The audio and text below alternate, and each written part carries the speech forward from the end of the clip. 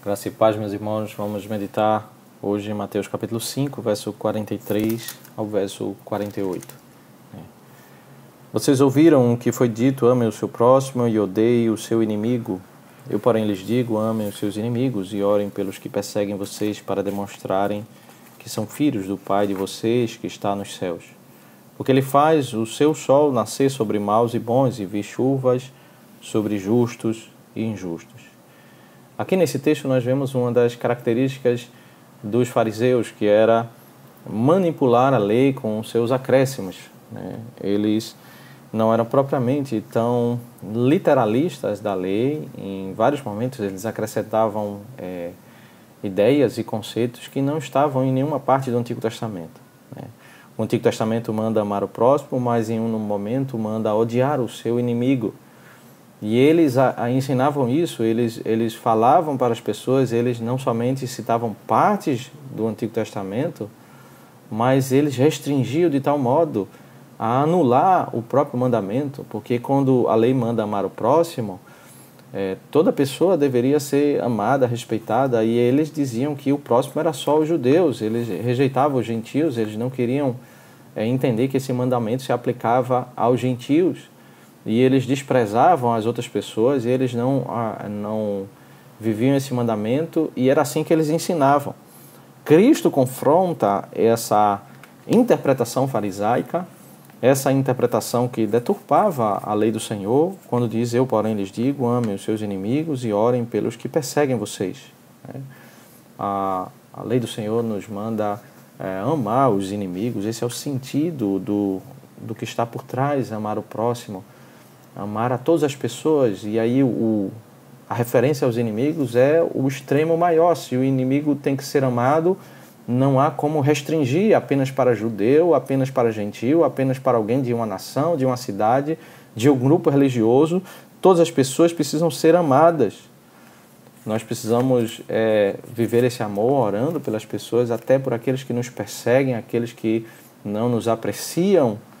Nós precisamos manifestar esse amor ao suplicar a bondade de Deus, a misericórdia de Deus sobre suas vidas. Nós vamos orar por aquelas pessoas que são maldosas, que nos perseguem, para demonstrar, veja, o fundamento disso é que nós vamos estar imitando a Deus, para demonstrar que são filhos do Pai de vocês que está nos céus, porque Ele faz o seu sol nascer sobre maus e bons e vir chuvas sobre justos e injustos. Então, assim como Deus, Ele trata toda a humanidade, justos e injustos, e o sol recai sobre ambos, a chuva recai sobre ambos, a graça comum de Deus é derramada sobre toda a humanidade, sem fazer distinção, nós devemos também tratar com amor as pessoas sem fazer distinção.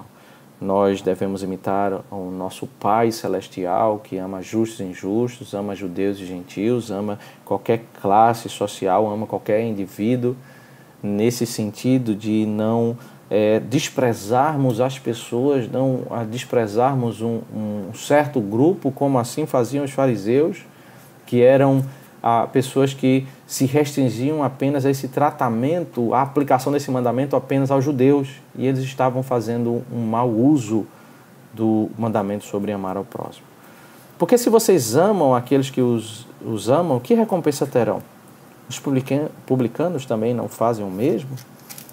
E se saudarem somente os irmãos, o que é que estão fazendo demais? Os gentios também não fazem o mesmo? Portanto, sejam perfeitos, como é perfeito o Pai de vocês que está no céu. Então, se o padrão do mundo, o nosso padrão se resume ao padrão comportamental do mundo, nós estamos muito aquém daquilo que é a vontade de Deus. Se o modo como nós tratamos as pessoas é como os publicanos, né, como aquelas pessoas que não confessam Deus, aqueles gentios que não conhecem a Deus, que não são transformados pelo Evangelho, certamente não é esse o mandamento de amar o próximo. Nós precisamos ir além no sentido de não desprezarmos as pessoas, de nós considerarmos e tratarmos as pessoas devidamente. O verso 48 resume toda a sessão, quando traz a conclusão que para onde a lei nos chama? A lei revela o padrão perfeito.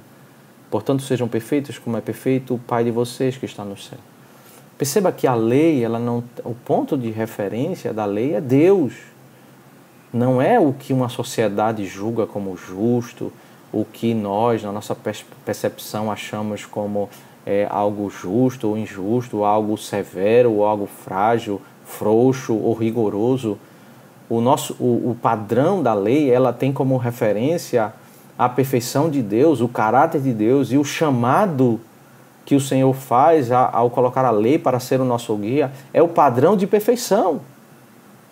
Esse é o padrão. Deus nos chama para sermos perfeitos como Ele é. Evidentemente, nós somos demais distantes do Senhor, imperfeitos e distantes, mas nós, por causa da nossa imperfeição, nós não vamos mudar ou manipular a lei para nos considerarmos justos. Nós continuamos olhando para esse padrão, continuamos seguindo e procurando viver conforme a santa lei do Senhor, e essa lei vai nos mostrando a glória de Deus e vai nos mostrando o quanto nós somos carentes da graça de Jesus Cristo para a nossa salvação. O santo padrão de Deus da lei mostra que somente Deus é perfeito, que nós somos pecadores. Esse estudo da lei de Deus nos faz entender a singularidade do Senhor. Somente Deus é santo. A sua palavra, a sua lei mostra o alto padrão de justiça do que Deus requer do homem. Não a forma como os homens manipulam os mandamentos, do que eles consideram não matarás, como eles consideram não adulterarás, como eles tratam o divórcio, como eles tratam a palavra, os juramentos, como eles tratam o olho por olho, dente por dente, no sentido de manipular para fazer vingança, ou qualquer outro uso da lei. Os homens nós tendemos a manipular a lei para dizermos que nós somos cumpridores, mas o fato é que a lei mostra o quanto nós somos distantes do Senhor, o quanto nós somos falhos. Isso, em primeiro lugar, deve nos reconhecer a nossa dependência da graça salvadora de Jesus Cristo para a salvação, porque pela lei ninguém será salvo. Mas o segundo aspecto que nós devemos refletir é o quanto nós precisamos, a partir desse conceito, entender o quanto nós devemos caminhar humildemente diante do Senhor.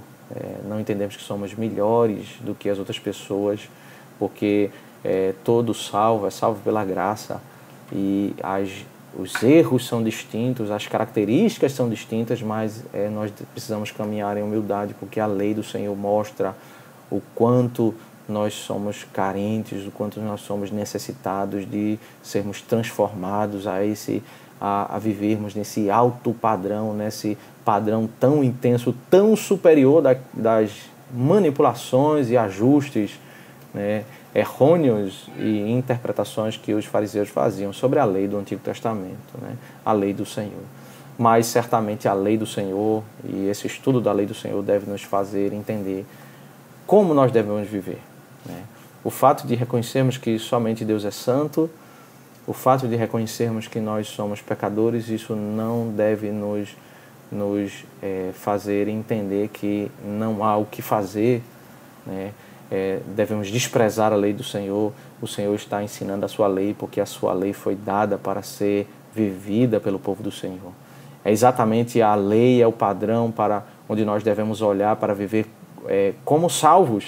Nós já fomos salvos pela graça, e agora nós olhamos para a lei para viver um casamento devido, para viver a relação com o dinheiro, a relação com as pessoas, todas as relações e todo o modo de vida, nós vamos viver conforme o padrão da lei do Senhor. Não é aquilo que a sociedade do nosso tempo estabelece, não é o padrão do que a perspectiva do momento cultural que vivemos estabelece, não é o que os homens que querem revisitar a lei do Senhor para fazer uma atualização da lei do Senhor, porque entendem que a lei do Senhor está ultrapassada e assim eles rejeitam a santa lei de Deus. O que nós precisamos fazer, meus irmãos, é olhar para a santa lei do Senhor, o padrão do Senhor, para vivermos uma vida para a glória do nosso Deus. E aí sim nós iremos caminhar crescendo de glória em glória para a honra e glória do nosso Deus. Que o Senhor Deus nos abençoe.